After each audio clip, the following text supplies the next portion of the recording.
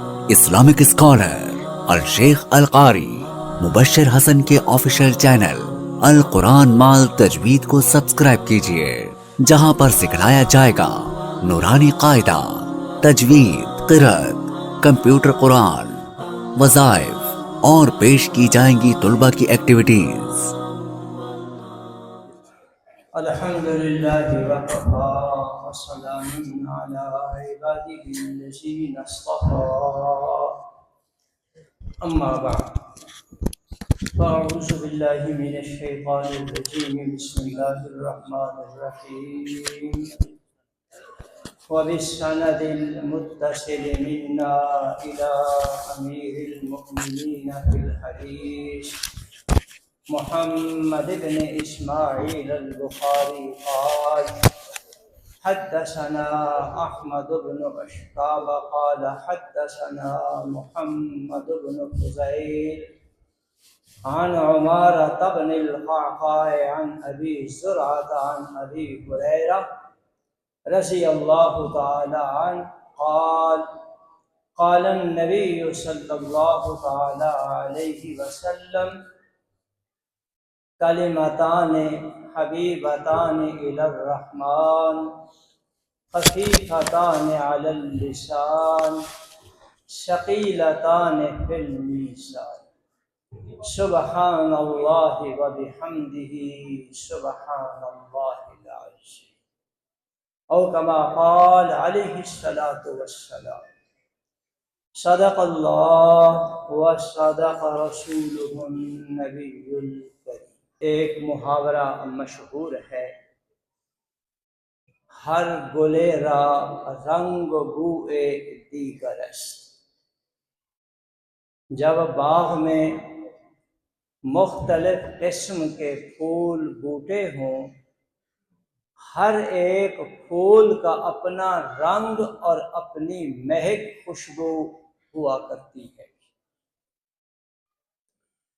حضرات محدثین جب انہوں نے کتابیں مدون فرمائیں، ہر ایک محدث کا اپنا ہی ذوق تھا، اپنا ہی طرز انداز، طرز ابتدا تھی۔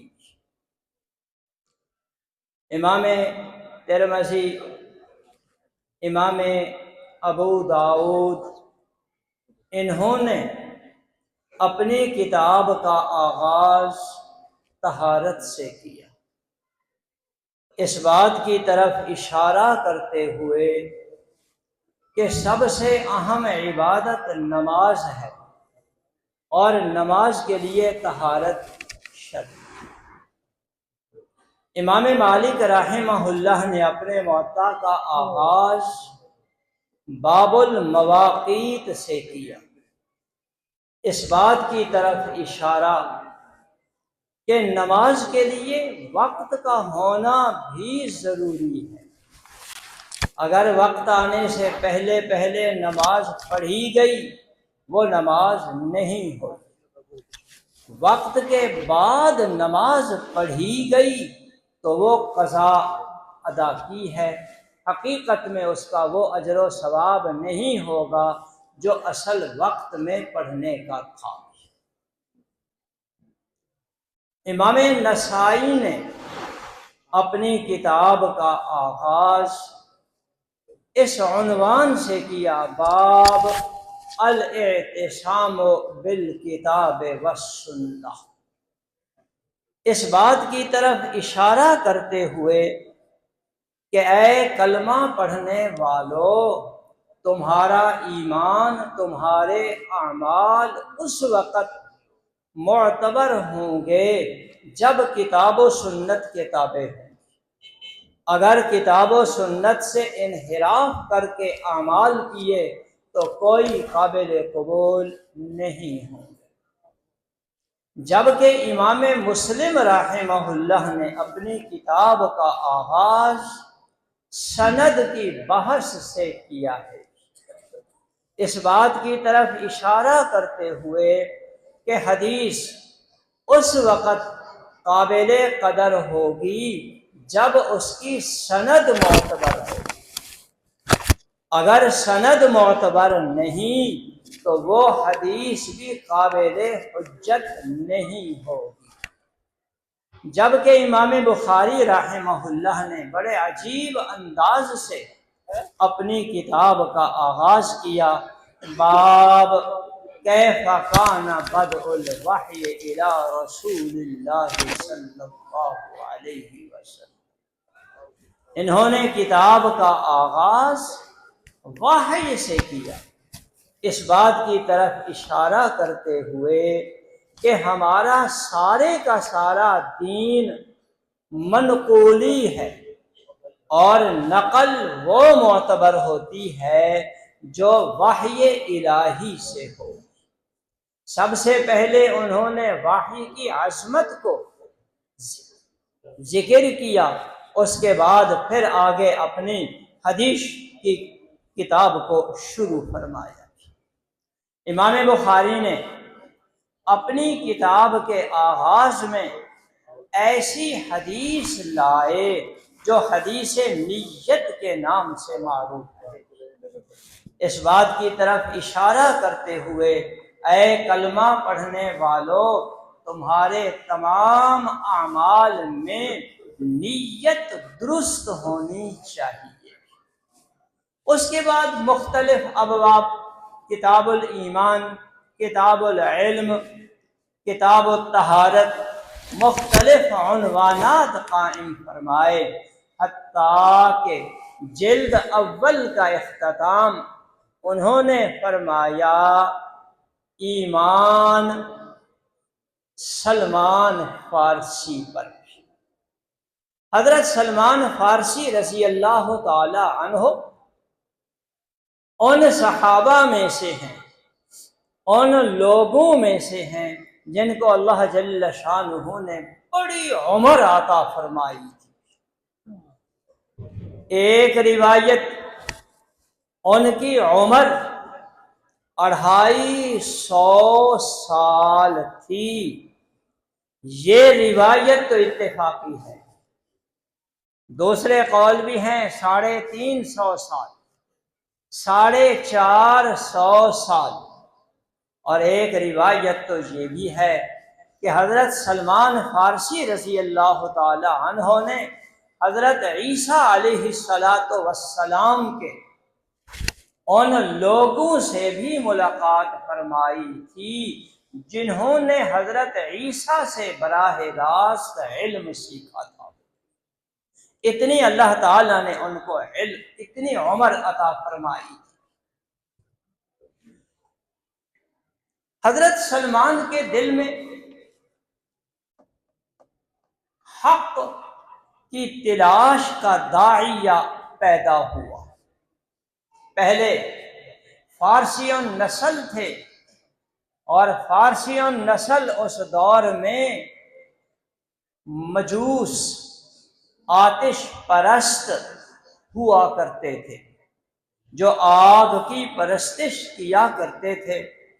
دل میں حق کا داعیہ پیدا ہوا، حق کی تلاش کے لیے مختلف راہبوں کے پاس گئے، ایک کے پاس گئے وہ مر گیا، پھر اگلے کے پاس، پھر اگلے کے پاس، حتیٰ کہ ایک راہب نے بتلایا کہ یثرب یہ مدینہ طیبہ کا پہلا نام ہے، یثرب میں نبی آخر الزمان محمد الرسول اللہ صلی اللہ تعالی علیہ وسلم ابھی بعثت ہونے والی ہے، اور آپ نے یثرب میں ہجرت کرنی ہے، آپ وہاں جائیں، آپ کو حق مل جائے۔ حضرت سلمان ایک تجارتی قافلہ جو عرب کی طرف آ رہا تھا ان کے ساتھ ہو لیے، ان لوگوں نے دھوکہ کرتے ہوئے انہوں نے ان کو اپنا غلام بنا کے آگے بیچ دیا۔ حضرت سلمان فرماتے ہیں 10 سے زیادہ لوگوں کے پاس میں بکتا وادی قرا کے یہودی کے پاس آ گیا۔ اتنے میں سردار دو جہاں محمد الرسول اللہ صلی اللہ تعالی علیہ وسلم بھی ہجرت کر کے پہنچ چکے تھے، آپ کی خدمت میں آئے، حتیٰ کہ ایمان قبول کر لیا۔ امام بخاری رحمہ اللہ جلد اول کا اختتام اس واقعہ سے کر کے بخاری پڑھنے والوں کو، بخاری پڑھانے والوں کو اور بخاری پڑھنے پڑھانے والوں کے تعامل کرنے والوں کو یہ سبق دے دیا کہ یہ حق کا ملنا گھر بیٹھے نہیں ہوتا، اس کے لیے ذرا تگ و دو بھی کرنی پڑتی ہے، اس کے لیے تگ و دو بھی کرنی پڑتی ہے۔ اسی لیے امام بخاری نے سب سے آخری حدیث جلد اول کی وہ اسلام ابی ذر، اسلام سلمان فارسی رضی اللہ تعالی عنہ یہ نقل کی ہے۔ اس کے بعد پھر امام بخاری نے جلد ثانی کو شروع کیا اور مختلف ابواب قائم کرتے ہوئے حتیٰ کہ سب سے آخری باب وَنَزَعُ الْمَوَازِينَ الْقِسْطَ لِيَوْمِ الْقِيَامَةِ یہ عنوان قائم فرمایا۔ امام بخاری نے بتا دیا کہ اے کلمہ گو دنیا میں رہو، ذرا سوچ سمجھ کر کے یہاں رہو، کیوں ایسا دن بھی آنے والا ہے کہ اس دنیا میں ہر کیے کا جواب دینا ہو، دنیا میں ہر کیے کا جواب دینا ہوگا۔ اس لیے امام بخاری نے سب سے آخر میں یہی باب قائم فرمایا۔ امام بخاری نے سب سے پہلی حدیث نقل فرمائی، حدثنا الحمیدی، حمیدی یہ ان کے اس شیخ کا نسبتی نام ہے جس کو عبداللہ بن زبیر کہا جاتا ہے، یہ اس شیخ کا نسبتی نام ہے جن کو عبداللہ بن زبیر کہا جاتا ہے۔ حمیدی یہ نسبت ہے ان کے جد اعلیٰ کی طرف جن کا نام حمید بن اسامہ تھا۔ حمید بن اسامہ کی طرف نسبت کرتے ہوئے شیخ کو حمیدی کہا جاتا ہے۔ سب سے پہلی حدیث میں شیخ کا نام ذکر کیا حمیدی، اور سب سے آخری حدیث میں نام ذکر کیا احمد بن اشکاب۔ سب سے پہلا نام حمیدی، سب سے آخری شیخ کا نام احمد بن اشکاب۔ حمیدی کا مادہ اشتقاق حمد ہے، احمد کا مادہ اشتقاق حمد ہے۔ امام بخاری نے یہ عنوان قائم کر کے بتا دیا کہ اے کلمہ گو اللہ کی حمد ہر وقت کرتے رہو، کام کے آغاز میں بھی اسی کا نام لو، کام کے انجام میں بھی اسی کا نام لو، اسی کی حمد بیان کرو۔ اسی نکتہ کو بیان کرتے ہوئے امام بخاری نے پہلا شیخ حمیدی نقل فرمایا اور دوسرا شیخ احمد ذکر کیا ہے۔ ہم نے حدیث پڑھنے سے پہلے ایک جملہ کہا ہے وَبِالسَّنَدِ الْمُتَّصِلِ مِنَّا إِلَىٰ أَمِيرِ الْمُؤْمِنِينَ فِي الْحَدِيثِ، یہ جملہ اس سند کی طرف اشارہ ہے، یہ جملہ اس سند کی طرف اشارہ ہے جو سند عزیز طالب علم پڑھ رہے تھے، جو سند عزیز طالب علم پڑھ رہے تھے، میرے اور ان اعزا کے درمیان حضور علیہ الصلاۃ والسلام تک جو واسطے ہیں ان کی تعداد 28 ہے۔ 28ویں کے بعد 29واں واسطہ ان اعزا کا ہے، یعنی آقا علیہ الصلاۃ والسلام تک پہنچنے کے لیے ہمیں 28 29 واسطوں کو ہی عبور کرنا ہوگا، یہی سند ہے۔ علماء فرماتے ہیں کہ قرآن کریم محفوظ ہے، اسی طرح حدیث رسول اللہ صلی اللہ تعالی علیہ وسلم بھی محفوظ ہے۔ یہ حدیث کیوں محفوظ ہے؟ اس کے محفوظ ہونے کی وجہ، سبب یہ سند ہے۔ عبداللہ بن مبارک محدث کبیر ہیں، وہ فرماتے ہیں لولا الاسناد لقال من شاء ما شاء، اگر حدیث کو سند سے بیان کرنے کا رواج نہ ہوتا تو جس کے دل میں جو آتا وہ وہی کہہ دیتا۔ آج سند کی بدولت حدیث رسول اللہ ہم تک ویسے ہی محفوظ طریقوں سے پہنچی جیسے آقا علیہ الصلاۃ والسلام نے فرمایا، صحابہ نے سنا، صحابہ نے آگے بیان کیا، تابعین نے اس کو سنا، انہوں نے آگے بیان کیا، آج تک وہ حدیث ویسے ہی محفوظ جیسے رسول اللہ صلی اللہ تعالی علیہ وسلم نے فرمایا۔ تو قرآن محفوظ، اسی طرح حدیث رسول اللہ بھی محفوظ ہے۔ یہ حدیث کلمتان حبیبتان، آقا علیہ السلام فرما رہے ہیں کہ 2 کلمے رحمان کو پسندیدہ ہیں، 2 کلمے رحمان کو پسندیدہ ہیں، وہ 2 کلمے جن کا پڑھنا زبان کے لیے بہت آسان ہے۔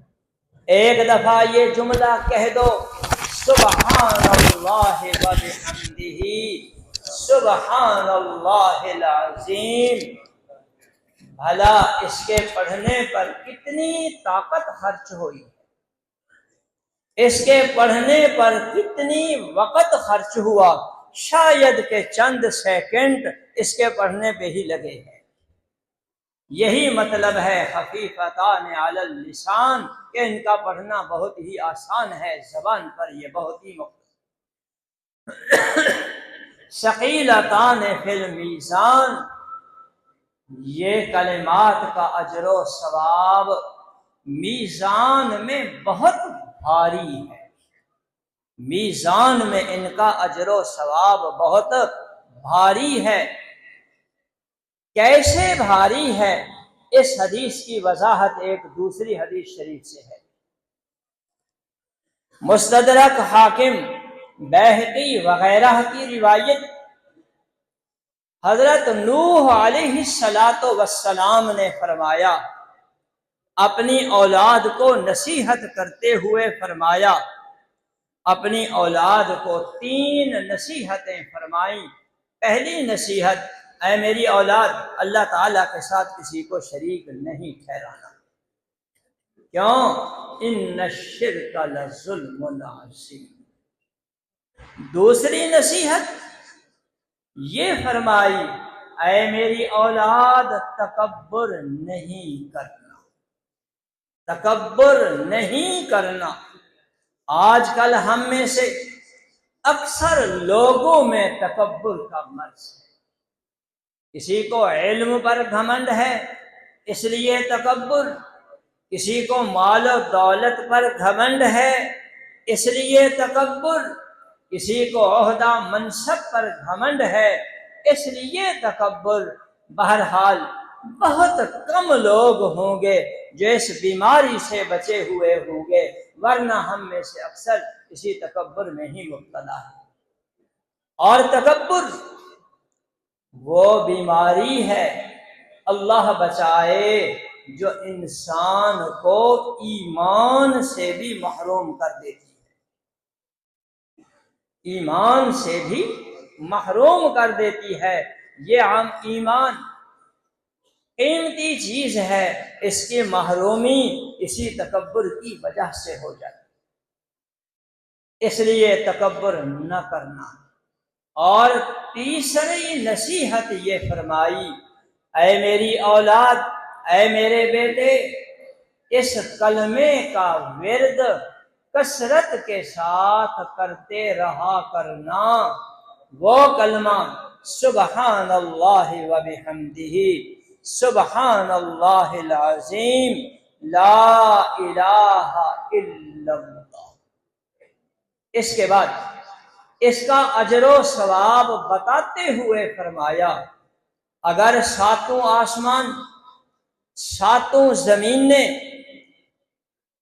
ترازو کا پلڑا بن جائیں، ساتوں آسمان ساتوں زمینیں ترازو کا پلڑا بن جائیں، پھر اس کلمے کا اجر و ثواب ان میں رکھا جائے تو وہ پلڑا بھی اس بوجھ سے پھٹ جائے گا۔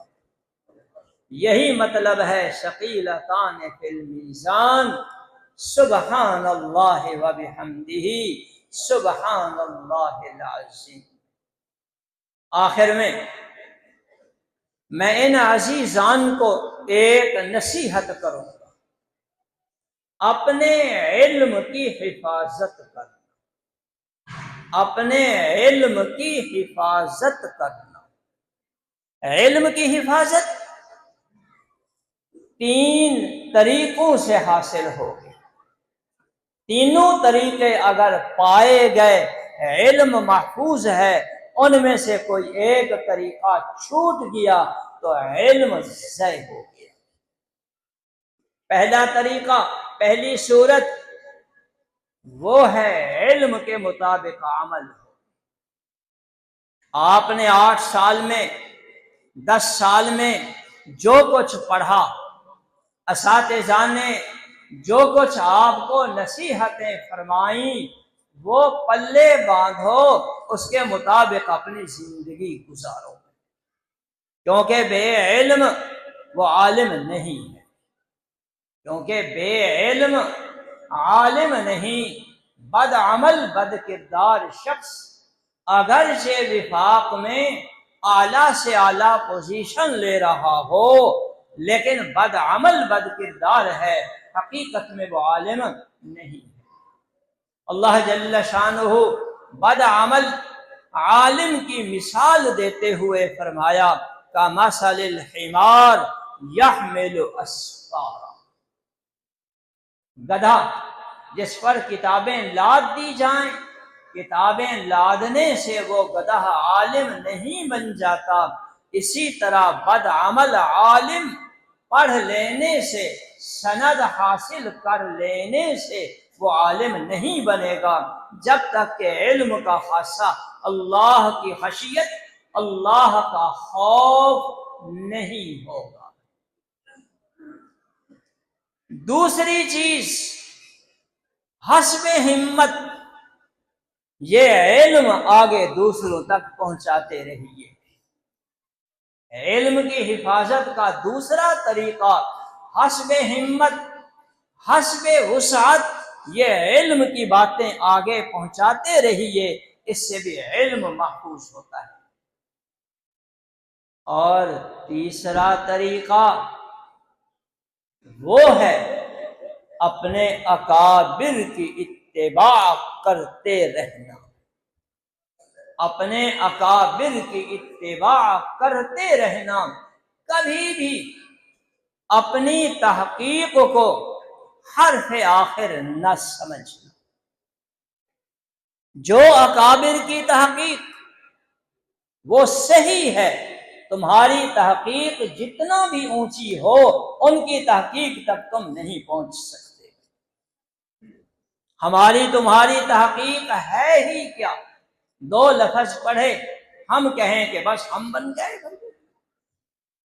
آج کل نیٹ کا دور ہے، آج کل نیٹ کا دور ہے، اور آج کل کتابیں بھی نیٹ پر موجود ہیں، کتابیں بھی نیٹ پر موجود ہیں۔ ابھی ظہر سے پہلے 2 پولیس افسر دفتر میں آ گئے، گپ شپ لگی، انہوں نے ایک بات کہی جو در حقیقت میرے جذبات کا وہ عکاس تھی۔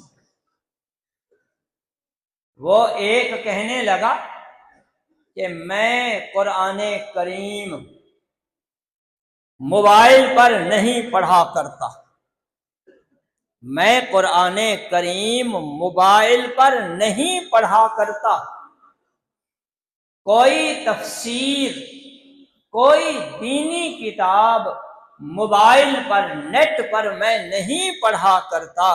کیوں؟